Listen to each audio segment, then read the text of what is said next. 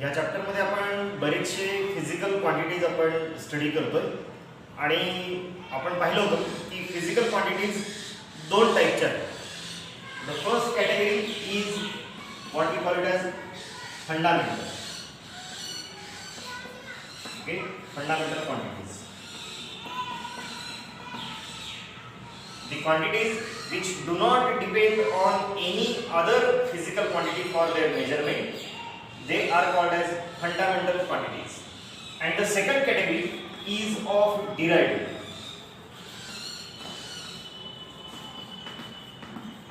The quantities which do depend for their measurement on two or more fundamental quantities.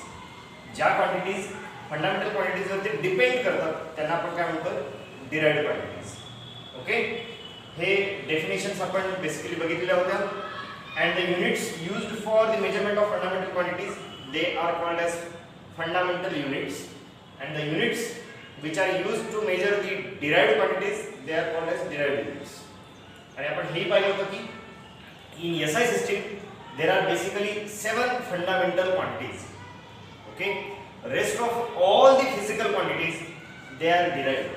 बाकी सगळ्या physical quantities ज्या आपण physics मध्ये पाहतो हे सगळे डिराइव्ड आहेत. फक्त 7 फंडामेंटल क्वांटिटीज आहेत.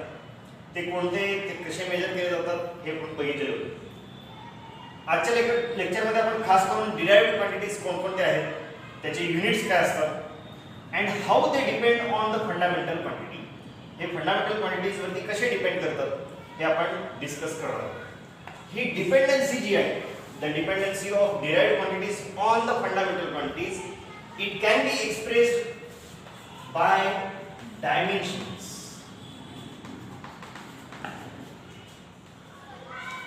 Okay, त्यामुळे एक नवीन टॉपिक आपण आज डिस्कस करणार आहोत, dimensions and dimensional analysis.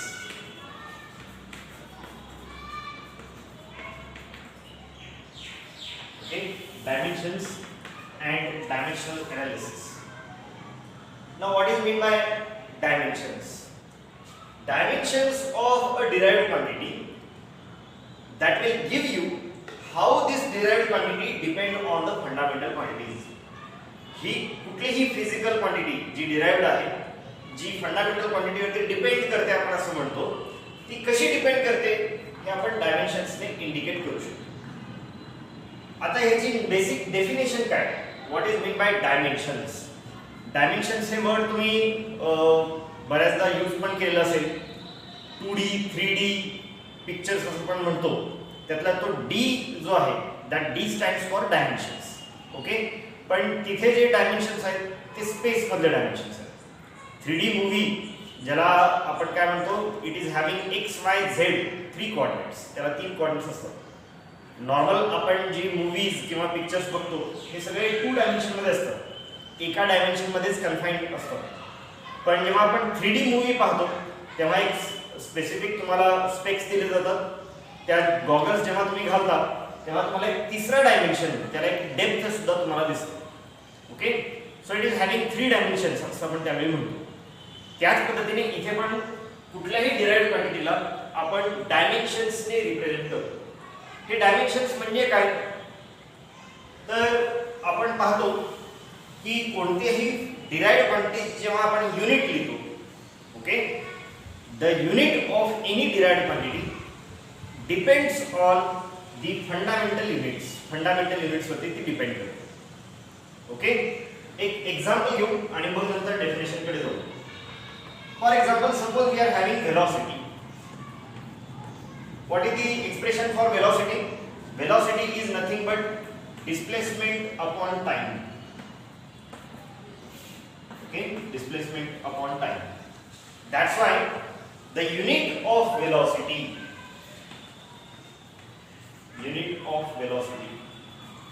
is nothing but meter per second. Okay, velocity unit काय असते? Metre per second. हे मी असं लिहू शकतो, this is meter raised to 1 and second raised to -1. Okay, divide by second म्हणजे काय, न्यूमरेटर मध्ये जर आणला तर तो सेकंड रेज टू -1. अजून एक एक्झाम्पल बघू आपण, तो म्हणजे acceleration. What is acceleration? acceleration is nothing but change in velocity per unit time. Okay, change in velocity upon time. त्यामुळे unit of acceleration is what? It is meter per second square. Okay, meter per second square. हे आपण माहिती आहे. हे मी कसं लिहू शकतो? It is meter raised to 1 second raised to -2. Okay, आता याच्यावरनं याची डेफिनेशन लक्षात घ्या. Dimensions of a physical quantity, dimensions of a derived quantity are the powers to which the fundamental units, the powers to which the fundamental units must be raised so as to obtain the unit of that physical quantity. Okay, आपल्या पुस्तकात जी definition दिलेली आहे ती definition काय आहे? The dimensions of any derived quantity are the powers to which the fundamental units must be raised so as to obtain the unit of that physical quantity. Okay, एखाद्या physical क्वांटिटीचे dimensions म्हणजे काय?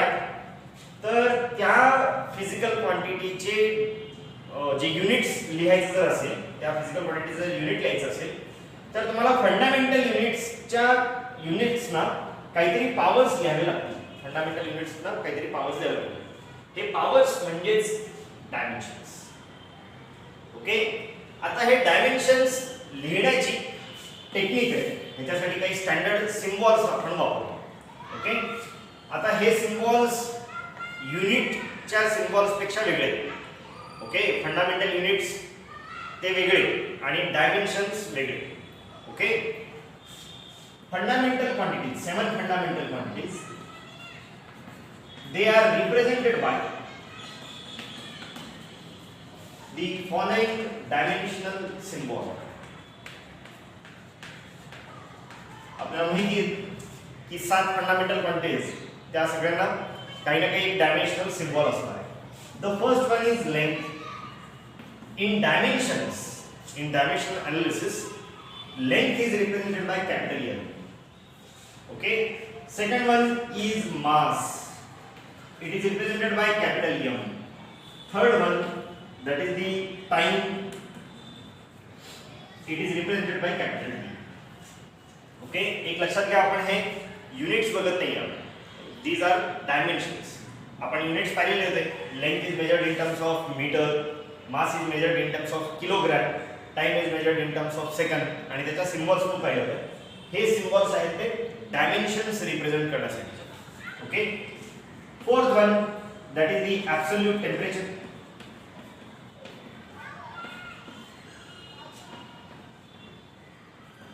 It is represented bye K. Okay, fifth one, that is the electric current. Dimension symbol is capital I. Sixth one, that is the luminous intensity. It has dimensional symbol capital C. And seventh, last, amount of substance. It has dimensional symbol MOL. Okay, mole. So these are the 7 fundamental quantities and their corresponding dimensional symbol. Now you can write the dimensions of any physical quantity, any derived quantity. बाकीच्या कोणत्याही derived quantity चे dimensions तुम्ही ह्या सिम्बॉल्सच्या terms मध्ये लिहू शकता. Okay, आणि ह्यालाच आपण काय म्हणतो? Dependency of derived quantities on the fundamental quantities. Okay, आता ही डिपेंडन्सी लिहायची कशी किंवा डायमेन्शन्स लिहायचे कसे, याच्यासाठी एक सिंपल 2 रूल्स नेहमी लक्षात ठेवायचे. The dimensions of any physical quantity, they are represented in square bracket. हे नेहमीच स्क्वेअर ब्रॅकेट मध्ये लिहायचे. ओके, हे लिहितानाही असं डायमेन्शन्स ऑफ व्हेलॉसिटी रीड असं करायचं. Dimensions of velocity, dimensions of acceleration, या स्क्वेअर ब्रॅकेटचं मीनिंग काय डायमेन्शन्स ऑफ ऍक्सिलरेशन. आणि लिहायचं कसं बघा, हे नंतर आपण फॉर्म्युल्यावरून काढणार आहोत. Dimensions of velocity are L1t -1. Okay, L1t -1. हे कसं मिळवायचं आपण बघू.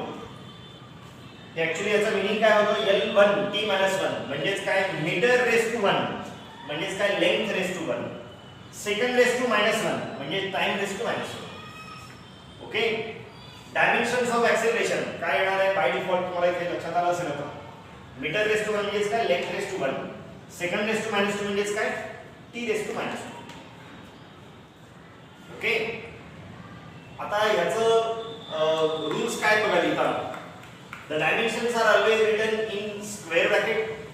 There is no comma in between two symbols. कुठल्याही दोन सिम्बॉल्सच्या मध्ये कुठलाही कॉमा वगैरे काही वापरायचा नाही. ओके, दुसरं ह्याच्यामध्ये पॉवर्स जे आहेत हे पॉझिटिव्ह निगेटिव्ह असे असणार आहेत.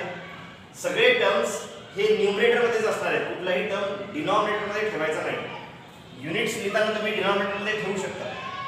ओके, पण डायमेन्शन्स लिहिताना हे सगळे न्यूमरेटर मध्ये असेच आहेत. ओके, आता dimensions of velocity L1t -1. Okay, याचं मीनिंग काय बघा. The velocity will depend on length. Okay, कसं डिपेंड करणार आहे, तर velocity will depend on the length such that v is proportional to L. काहीतरी प्रोपोर्शनॅलिटी आहे. ती प्रोपोर्शनॅलिटी कशी आहे, डायरेक्टली प्रोपोर्शनल असं आहे. ओके, आणि इथे L टू दी पॉवर 1 आहे, त्यामुळे हे फक्त L raise to 1 length raise to 1 एवढाच असणार आहे. Square root of length, square of length असं इथे नाहीये. हे L रेस टू 1 याचं मीनिंग काय, it is only proportional to length, not the square root of length or square of length etcetera. अजून एक इथे दिलेलं आहे, v is having dimensions t raise to -1 also. याचा मीनिंग काय, v is proportional to 1/t. म्हणजे काय, velocity is inversely proportional to time. म्हणजे वेलोसिटीच्या एक्सप्रेशन मध्ये जो काही एक्सप्रेशन असेल वेलोसिटीचा, त्याच्यामध्ये एक लेंथ असणार आहे जो की न्यूमरेटर मध्ये असेल. या वेलोसिटीच्या एक्सप्रेशन मध्ये एक टाइम असणार आहे जो की डिनॉमिनेटर मध्ये असेल. ओके, म्हणजे याच्यामध्ये एकच लेंथ न्यूमरेटर, एकच टाइम डिनॉमिनेटर मध्ये, अशी डिपेंडन्सी वेलोसिटीची आहे या 7 फंडामेंटल्स क्वांटिटी. बाकी वेलोसिटी मध्ये बाकीचे कुठले डायमेन्शन्स आलेत का, कुठलेही नाही. म्हणजेच काय, velocity will only depend on length and time. Out of these 7 fundamental quantities, velocity will depend on only these two. Okay, बाकीच्या कुठल्याही क्वांटिटी वरती ते डिपेंड करत नाही. ओके, आणि ती डिपेंडन्सी कशी आहे, तर ही ह्या प्रकारे आहे आणि ही आपण ह्या डायमेन्शन्सच्या फॉर्म मध्ये लिहू शकतो. तसंच याचंही पण म्हणू शकतो मी. ओके, इथे काय म्हणणार मी, acceleration is proportional to, acceleration is proportional to L. Acceleration is proportional to 1/t square. याचं मीनिंग काय, ऍक्सिलरेशन मध्ये न्यूमरेटर मध्ये एक लेंथ येणार आहे आणि डिनॉमिनेटर मध्ये 2दा टाइम येणार आहे. हे ऍक्सिलरेशनची डिपेंडन्सी ऑन फंडामेंटल क्वांटिटीज. आणि आपण बघतो की वेलोसिटी आणि ऍक्सिलरेशनचे जर आपण एक्सप्रेशन्स पाहिले तर आपल्याला दिसतं velocity is displacement upon time. आपण कसं लिहितो, v is s/t. s म्हणजे डिस्प्लेसमेंट, एका पॉइंट पासून दुसऱ्या पॉइंट पर्यंतचा डिस्प्लेसमेंट. डिस्प्लेसमेंट म्हणजे काय, त्या दोन पॉइंट मधलं सरळ अंतर. अंतर म्हणजेच काय, लेंथ. ओके, लेंथ, त्यामुळे इथे l आलेलं आहे. आणि अपॉन टाइम, हे डिस्प्लेसमेंट, हे जे काही सरळ अंतर आहे ते किती वेळात झालाय ते टाइम इथे आपण घेत असतो डिनॉमिनेटर मध्ये. ओके, म्हणजे ह्या एक्सप्रेशन मध्ये जे काही आहे ते इथे तुम्हाला डायमेन्शन मध्ये दिसतं. रादर डायमेन्शन्स हे या एक्सप्रेशन वरच काढत असतात. ओके, पुढे आपण जेव्हा लिस्ट आउट करणार आहोत तेव्हा या एक्सप्रेशन मधूनच आपण हे डायमेन्शन्स काढणार आहोत. इथे पहा, ऍक्सेलरेशन ऍक्सिलरेशन आपण कसं लिहितो, a is change in velocity upon time, it is dv change in velocity upon time. आता velocity मध्ये पुन्हा डिस्प्लेसमेंट अपॉन टाइम आहे. ओके, पुन्हा त्याला डिवाइड बाय टाइम म्हणजे ते काय होणार आहे, displacement divide by time square झालं असं. ओके, म्हणजेच काय, एक डिस्प्लेसमेंट आणि दोनदा टाइम. डिस्प्लेसमेंट न्यूमरेटरला आणि दोन वेळा जो टाइम आहे तो डिनॉमिनेटरला असतो.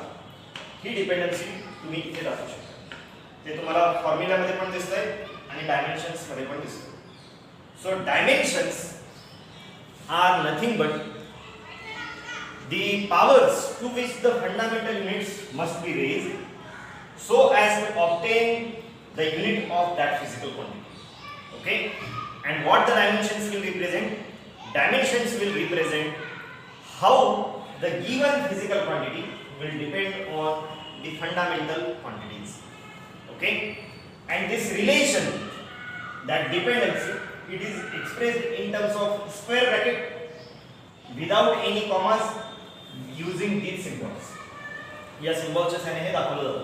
Okay, and this expression it is called as dimensional formula of that physical quantity. Okay, याला म्हणायचं डायमेन्शनल फॉर्म्युला. हा आहे वेलोसिटीचा डायमेन्शनल फॉर्म्युला, हा आहे ऍक्सिलरेशनचा डायमेन्शनल फॉर्म्युला. ओके, आता आपण डिराइव्ड क्वांटिटी ज्या काही स्टडी करतोय त्या सगळ्या डिराइव्ड क्वांटिटीजचे आपल्याला डायमेन्शन्स पाहिजे. ओके, आतापर्यंत आपण फक्त डिराइव्ड क्वांटिटीची डेफिनेशन, डिराइव्ड युनिटची डेफिनेशन एवढंच बघितलेलं होतं. आता फिजिक्स मध्ये ज्या तुम्हाला बऱ्यापैकी माहिती आहे अशा नंतर डिराइव्ड क्वांटिटीज लिस्ट आउट करू. So let us make a list of derived quantities.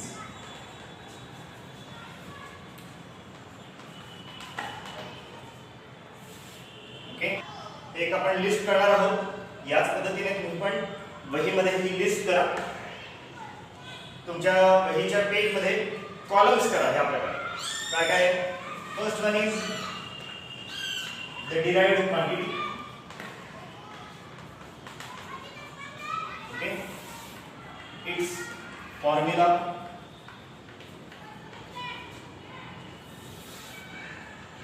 now dimensions,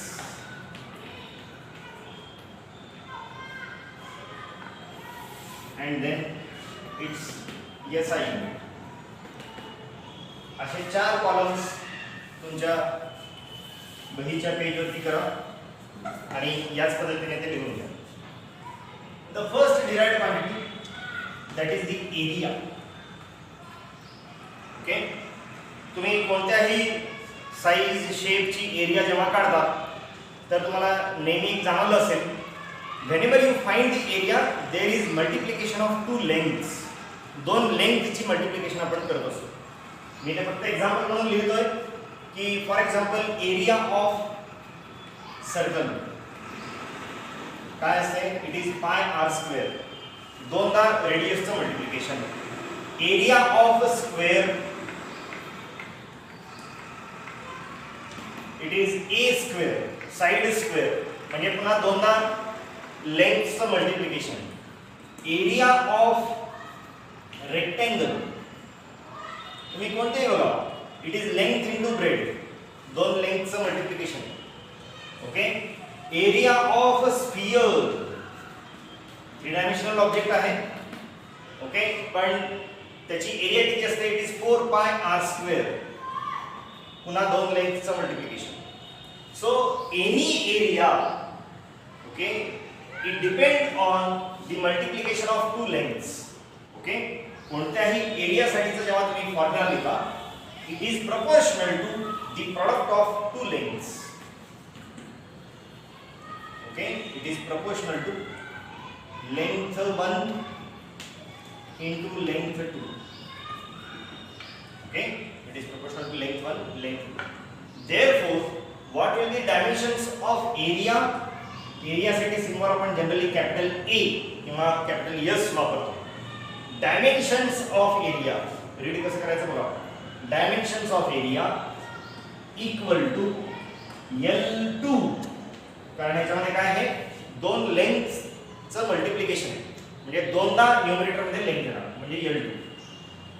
आता हे एरिया टाइमवरती डिपेंड करते का, मासवरती डिपेंड करते का? कुठेच नाही. ओके, बाकी कुठल्याही फंडामेंटल क्वांटिटीजवरती डिपेंड करत नाही. म्हणून बाकीचे कोणतेही फंडामेंटल क्वांटिटीचे सिम्बॉल्स लिहायची आवश्यकता नाही. ओके, काही काही बुक्समध्ये हे असंही लिहिलं जातं m⁻0 L2 T⁻0, म्हणजे मास आणि टाइमवरचा डिपेंडन्सी नाही हे दाखवण्यासाठी त्याचे पॉवर 0 दाखवतो. पण आवश्यकता नाही, आपण जी डिपेंडन्सी आहे तेवढंच आपण लिहू. So area is L⁻². Area is having dimensions L2. Okay, what is the SI unit of area? It is metre square. Okay, कारण length into length, SI unit of length is metre. Okay, so it will be metre square, किंवा ह्याला आपण काय म्हणतो, square metre, किंवा याला symbol मध्ये लिहितो आपण m²2. Okay, second quantity that is the volume. आता व्हॉल्यूमचे पण एक्सप्रेशन बघा. व्हॉल्यूम मध्ये 3 डायमेन्शनल ऑब्जेक्टच्या व्हॉल्यूम मध्ये तुम्हाला 3 लेंथ्सचं मल्टिप्लिकेशन दिसतं. जसं एरिया मध्ये 2 लेंथ्सचं मल्टिप्लिकेशन आहे, तसं व्हॉल्यूम मध्ये 3 लेंथ्सचं मल्टिप्लिकेशन आहे. Example, volume of sphere. Okay, volume म्हणजे काय? घनफळ. एरिया म्हणजे काय? पृष्ठफळ. व्हॉल्यूम म्हणजे घनफळ. व्हॉल्यूम ऑफ स्फियर किती असते? इट इज 4/3 पाय r³ म्हणजे 3दा रेडियसचं मल्टिप्लिकेशन, 3 लेंथ आहे. व्हॉल्यूम ऑफ सिलेंडर किती असतं? इट इज पाय r² इंटू L किंवा H, जे काय तुम्ही सिम्बॉल वापरणार. तुम्ही जर H height of the cylinder म्हणत असाल तर पाय r² इंटू H. H हा एक लेंथ झाला हाईट, पुन्हा रेडियस दोनदा घेतलेला आपण त्याचं मल्टिप्लिकेशन, म्हणजे एकूण 3 लेंथचं मल्टिप्लिकेशन आहे. एक volume of a cone, it is 1/3 pi r² into H, पुन्हा H r 3 लेंथचं मल्टिप्लिकेशन आहे. Okay, volume of a cube, क्यूबचं volume it is a³. Okay, side into side into side, a³. So volume has multiplication of 3 lengths. Okay, so in general I can write the volume is proportional to L1 into L2 into L3, multiplication of 3 lengths. Okay, so dimensions of volume, capital V, okay, volume साठी capital V will be L⁻3. okay, it will be L⁻3. पुन्हा याच्यात मास, time, current, temperature काही नाही. Okay, याचं SI unit काय असणार आहे? It will be metre cube. Okay, याला सिम्बॉल काय लिहितो आपण? मीटर क्यूब किंवा क्यूबिक मीटर असेही बऱ्याचदा आपण वापरतो. Third, that is the density. Okay, density पण खूप वेगवेगळ्या टाईपचे आहेत. तुम्हाला जे माहिती असेल डेन्सिटी, तर डेन्सिटीचा फॉर्म्युला म्हणजे काय? Mass upon volume. ओके, याला ऍक्च्युअली व्हॉल्यूम डेन्सिटी म्हटलं, mass upon volume. Density is represented by a symbol rho. Okay, हा एक नवीन सिम्बॉल आहे, Greek letter rho, RHO. Okay, rho. It is mass upon volume. Okay, आता याचे dimensions काय असतील बघा. Density, dimensions of density will be dimensions of mass upon dimensions of volume. Okay, now dimensions of mass, मासचे dimensions म्हणजे काय? m⁻1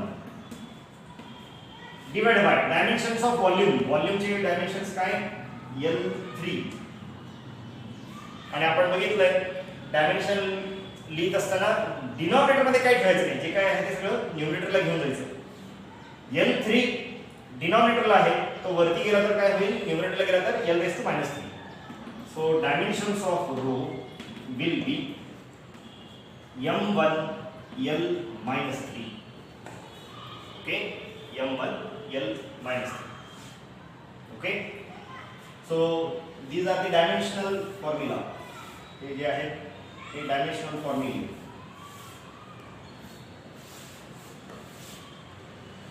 What is the SI unit of density? It will be mass upon volume, so it will be kg.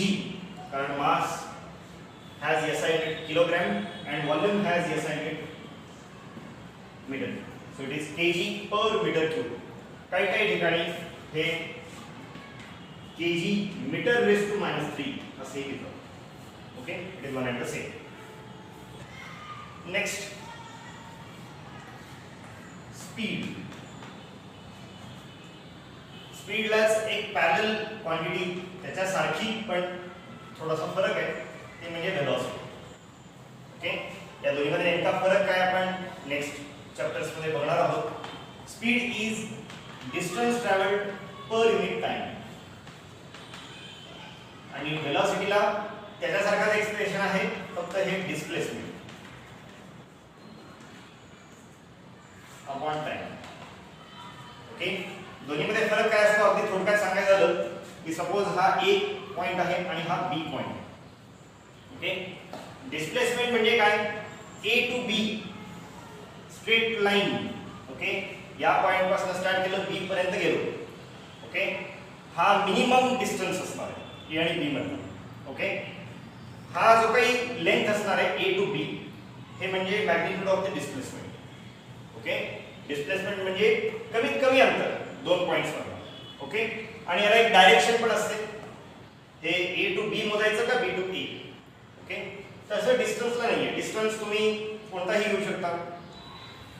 Okay, काही असू शकतं, असंही जात आहे कुठल्या एक path. Okay, so distance is it may not be the minimum shortest path. Okay, shortest पाथचा असणार नाही आणि याला डायरेक्शन नाहीये.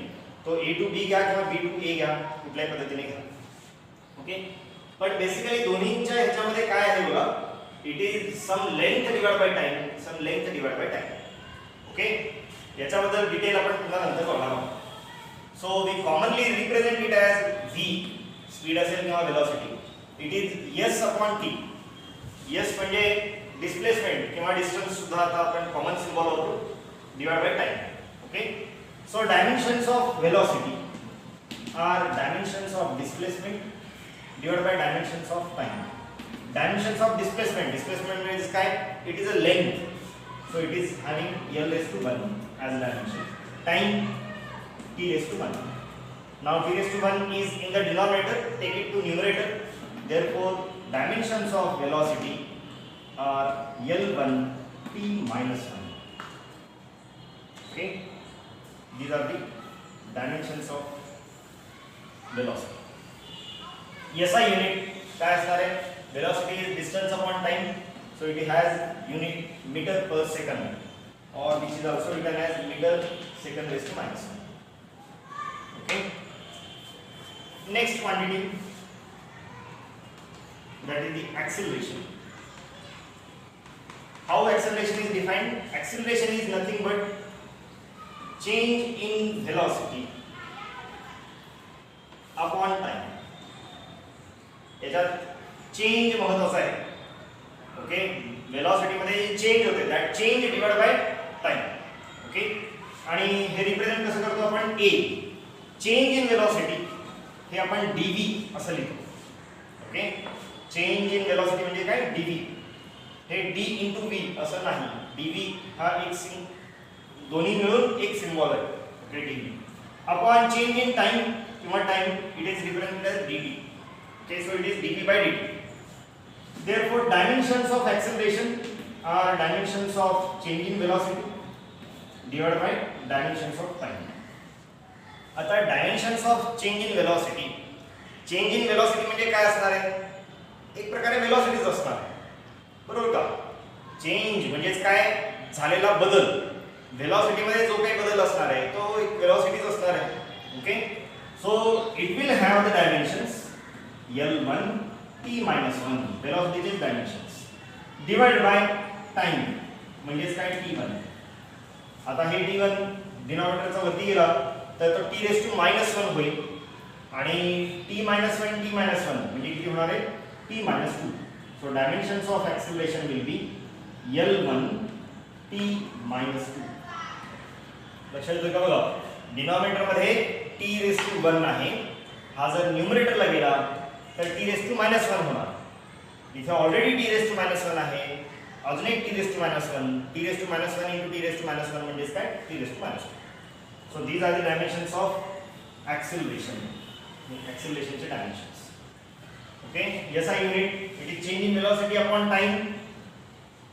Change in velocity is metre per second divided by पुन्हा 1 सेकंड म्हणजे काय असणार आहे, it will be metre per second square और it is metre raise to 1 second raise to -2.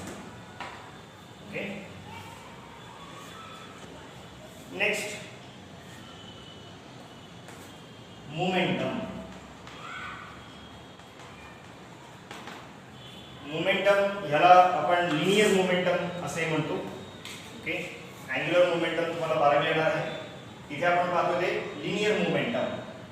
Momentum is nothing but product of mass and velocity of the object. Okay, mass into velocity is nothing but momentum.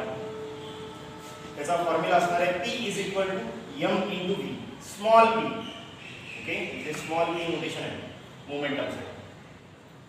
So dimensions of momentum will be dimensions of mass into dimensions of velocity. Now dimensions of mass means m1, dimensions of velocity means L1 T-1.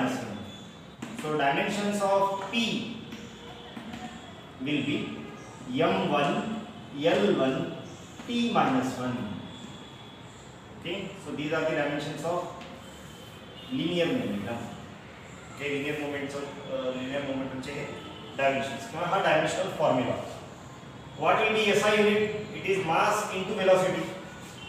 So it is kg into meter per second. Okay, kg meter per second. याला अजून एक वेगळा unit आहे, ते काय पुढच्या ह्याच्यानंतर आपण पाहूया. 7. The next quantity is force.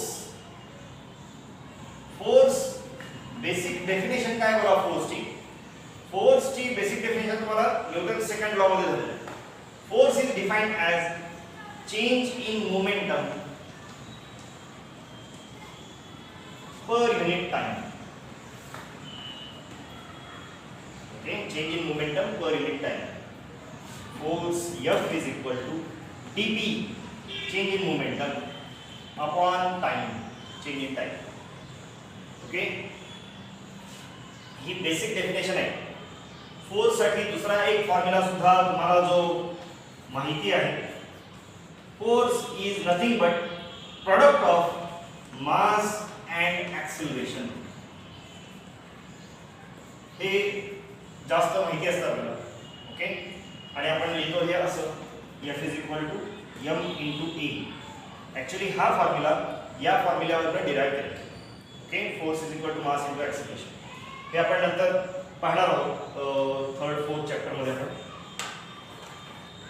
Okay, आता या फॉर्म्युल्यावर बघा, dimensions of F will be dimensions of dp, change in momentum, upon dimensions of dt, that is change in time. Dimensions of dp म्हणजेच काय dimensions of momentum, it will be m1 L1 T-1 divided by dimensions of time म्हणजेच काय, it will be T1. So dimensions of F will be equal to m1 L1, हा T1 जो denominator मध्ये आहे वरती गेला तर T⁻² होणार. ओके, इथे T-1 ऑलरेडी आहे, त्यामुळे इथे काय होईल, it will be T⁻². Okay, so these are the dimensions of force. हे मी ह्या फॉर्म्युल्यावरती काढलं, ह्याही फॉर्म्युल्यावर तेच येणार आहे. असं बघा, dimensions of force will be equal to dimensions of mass into dimensions of acceleration. Dimensions of mass are nothing but m1. Dimensions of acceleration काय आहे, L1 t minus 2, acceleration L1 t minus 2. So dimensions of force will be m1 एकदाच आहे L1 आणि t minus 2. Okay, so these are the dimensions of force. तुम्ही कोणत्याही फॉर्म्युलाने काढा तेच आहे.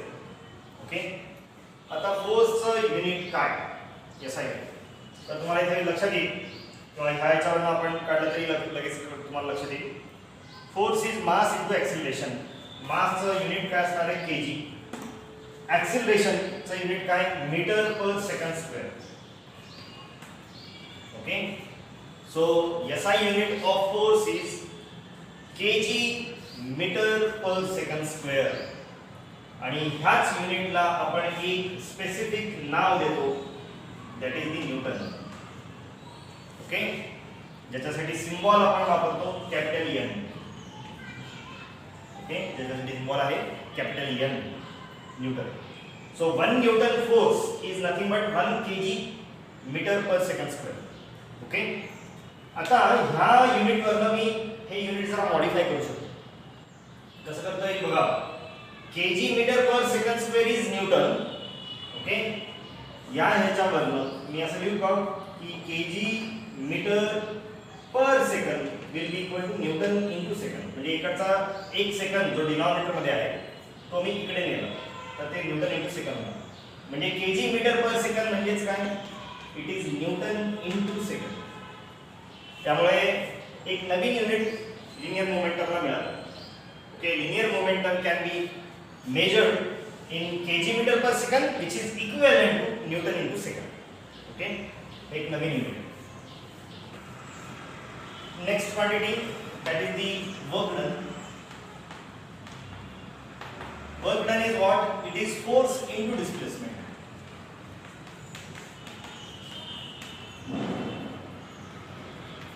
Okay, W is equal to F dot S, force into displacement. So dimensions of work done will be dimensions of force into dimensions of displacement. आता आपण force चे dimensions काढले होते. Force is what?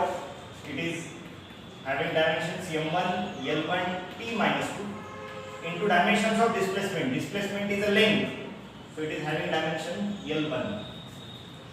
So dimensions of work done will be इथे m1 एकदा आलेला आहे L1 so it will be L2.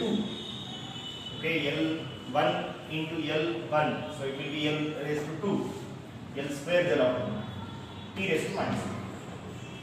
So these are the dimensions of work done. Now what is the unit of work done? काय असणार आहे बघा. Work done is force into displacement. फोर्सचं unit काय होतं it was kg metre per second square into 1 second metre displacement. म्हणजे किती येणार आहे it will be equal to kg metre square per second square. मी हे असे लिहू शकतो किंवा आता आपण नवीन युनिट लिहिला आहे फोर्सचा it is newton. So it is newton into displacement it is metre. Newton into metre असे लिहू शकतो. किंवा ह्या न्यूटन इनटू मीटरलाच एक नवीन सिम्बॉल किंवा नवीन युनिट आपण डिफाइन करतोय it is joule. Okay, it is joule. याला सिम्बॉल आहे capital Z. Okay, capital Z. So this is the work done. Next quantity that is the kinetic energy.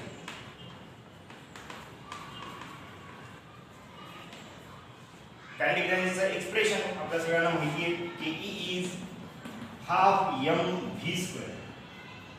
Okay, it is 1/2 mv square. Now this half is a number, pure number. याला काही dimensions नाही आहे. Therefore, dimensions of Ke, dimensions of kinetic energy, are nothing but dimensions of mass into dimensions of v square, velocity square. Now I can write this as dimensions of mass into square of dimensions of velocity. Okay, dimensions of velocity square will be nothing but square of dimensions of velocity. Okay, म्हणजे हा square मी ब्रॅकेटच्या बाहेर काढू शकतो. आता आपल्याला माहिती आहे dimensions of मास म्हणजे काय, m1. Dimensions of velocity it is l1 t - 1 आणि पुन्हा हा ब्रॅकेटचा स्क्वेअर आहे. So this will be m1. आता l1 रेज टू 2 म्हणजे काय l2, t - 1 रेज टू 2 म्हणजे काय t रेज टू -2. ओके, कारण हा बेसिक तुम्हाला लॉज ऑफ इंडायसेस हे माहिती आहे. a raise to m raise to n म्हणजे काय a raise to m into n. Okay, तसे इथे l raise to 1 raise to 2 म्हणजे l raise to 1 into 2 that is 2, l raise to -1 into 2. okay, so it will be -1. so I can write it as m1 l2 t - 2. So these are the dimensions of t.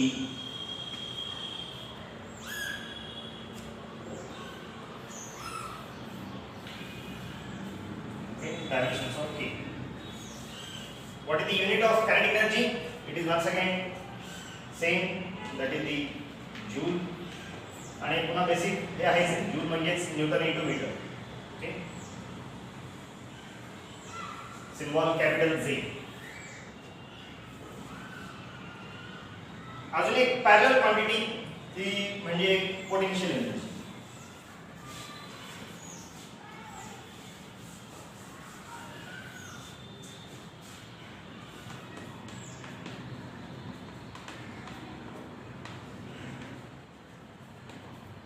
तुम्ही जे potential एनर्जीचं expression लिहिता that is the gravitational potential energy PE. It is mgh, mass into gravitational acceleration into height. okay, therefore dimensions of PE will be dimensions of mass into dimensions of gravitational acceleration into dimensions of height. Dimensions of mass m1, dimensions of gravitational acceleration हा एक प्रकारे acceleration आहे म्हणजेच काय याचे dimensions काय असतील l1 t - 2 आणि dimensions of height is a length, so it is l1. आता सगळ्यांचं मल्टिप्लिकेशन m1 एकदा झालेला आहे, it is m⁻1, l1 so it will be l2. okay, l1 into l1 it will be l⁻2 and t⁻². so these are the dimensions of PE, and it is also having same unit joule. Okay, तुम्हाला एक गोष्ट लक्षात आली का बघा, work done किंवा kinetic energy किंवा potential energy यांचे डायमेन्शन्स सेम आहेत. कायनेटिक एनर्जीचे एक्सप्रेशन मी आता रफ केलंय, तुम्ही पाहू शकता. The dimensions of work done, kinetic energy and potential energy are same. Their units are also same. Okay, dimension same असतील तर युनिट्स पण सेम असतात. But whether it means that these quantities are the same one, हे quantities सारखेच आहेत का, नाही. Okay, work done is different, potential energy is different, kinetic energy is different. Okay, that means what, if the dimensions of two physical quantities are same, it need not mean that the two quantities are same. Okay, जर dimension same आहेत म्हणजे quantities पण same असतात असं नाही. Okay, दोन वेगवेगळ्या physical क्वांटिटीचे dimensions same असू शकतात, म्हणजे याचा अर्थ ते क्वांटिटीज सारखेच आहेत असं त्याचा मीनिंग नाही. एक महत्त्वाचं कन्क्लुजन इथे आपल्याला दिसतं. Next, power. Power is what? It is the rate at which work is done, or it is the rate at which energy is spent. Okay, म्हणजेच काय, it is work done upon time. तुम्हाला आता बऱ्याच ठिकाणी हे असं येणार आहे, rate of change of. Okay, for example velocity define करताना आपण डिफाइन करतो it is rate of change of displacement. Acceleration define करताना आपण काय म्हणतोय, rate of change of velocity. Force define करताना काय करतो आपण, it is the rate of change of linear momentum. Power, it is the rate of doing the work. ह्या सगळ्या डेफिनेशन मध्ये जिथे रेट येतो तिथे समथिंग चेंजेस विथ टाइम असे येणार. ओके, काहीतरी न्यूमरेटर मध्ये चेंज होतो आणि डिनॉमिनेटर मध्ये मात्र टाइम असणार आहे.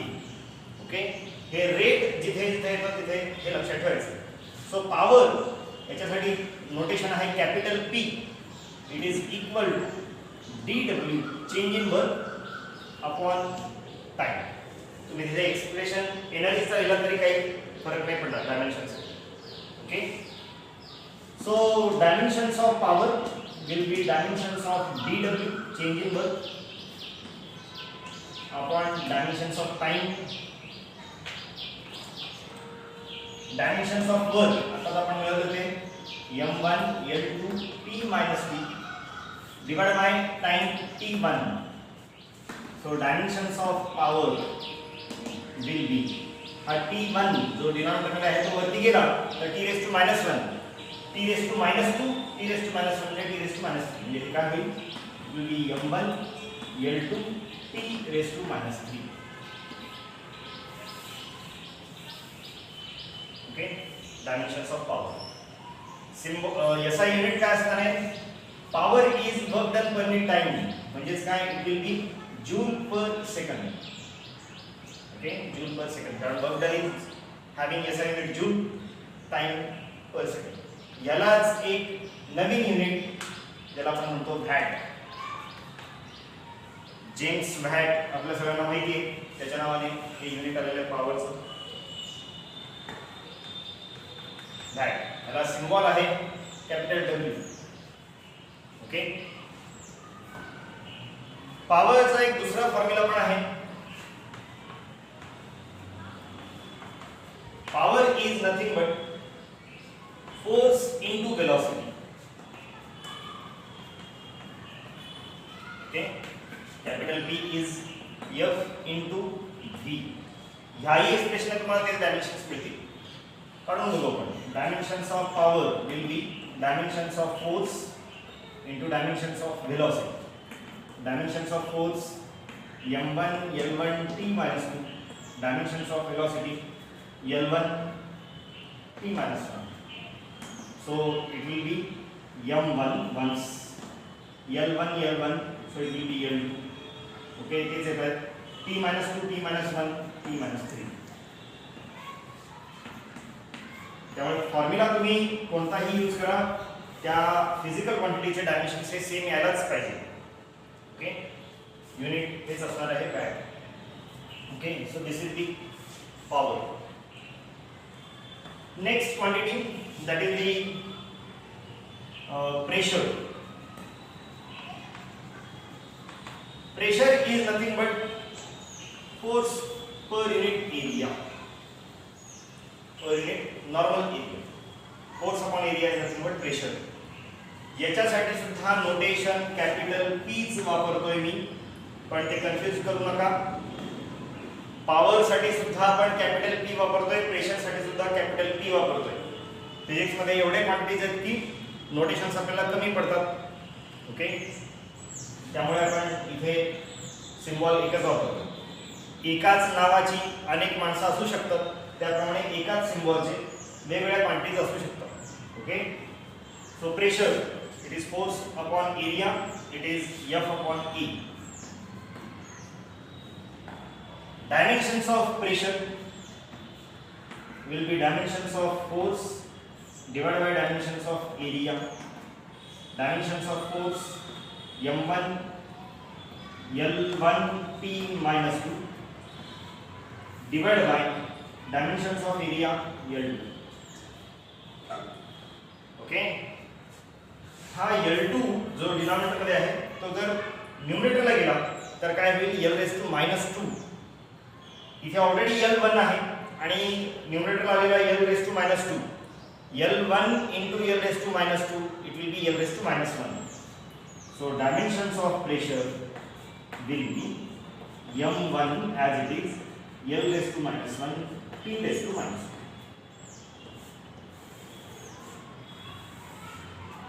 पुन्हा कन्फ्यूज करू नका, मी पुन्हा सांगतोय इथे P हे पॉवरसाठी आपण वापरला होतो. इथला P जो आहे तो प्रेशरसाठी आपण वापरतो. आता प्रेशरचं युनिट काय? It is force upon area.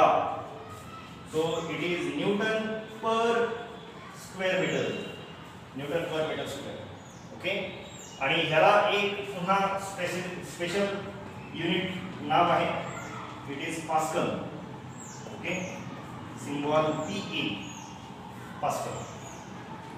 1 Pascal is 1 Newton per square meter. Okay.